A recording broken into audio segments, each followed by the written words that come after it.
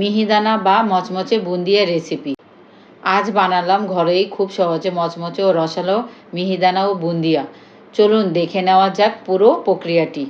প্রথমে এক বাটি বেসন একটি চালনির সাহায্যে ভালো করে চেলে নিয়েছি যাতে কোনো দলা না থাকে। এরপর অল্প অল্প করে পানি দিয়ে একটি মসৃণ ব্যাটার তৈরি করে নিয়েছি। ব্যাটারটি হাত দিয়ে 5 মিনিট ভালো করে মথে নিয়েছি যাতে ব্যাটারটি একদম মোলায়েম হয়। এরপরে ব্যাটারটি 3 ভাগে ভাগ করেছি। এক ভাগে দিয়েছি হলুদ ফুড কালার, আরেক ভাগে দিয়েছি লাল ফুড কালার, আর একটি ভাগে সাদা রেখেছি। এবার শিরা তৈরির জন্য আরেকটি পাত্রে সেই একই বাটি নিয়ে 1 বাটি চিনি দিয়েছি এবং 1 বাটি পানি দিয়েছি। তারপর চুলায় বসিয়ে শুধু চিনি গলে যাওয়া পর্যন্ত জাল করেছি। ঘন করার দরকার নেই, হালকা শিরা হলেই যথেষ্ট।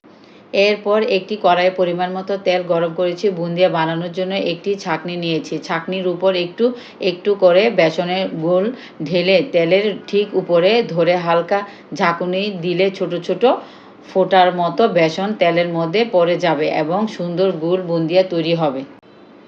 এরপর বুন্দিয়াগুলো চিনি শিরার মধ্যে দিয়ে প্রায় 2 মিনিট জাল করে নিয়েছি। এরপর চুলা বন্ধ করে ঢেকে রেখেছি প্রায় আধ ঘন্টার মতো, যাতে বুন্দিয়াগুলো ভালোভাবে রস শুষে নিতে পারে।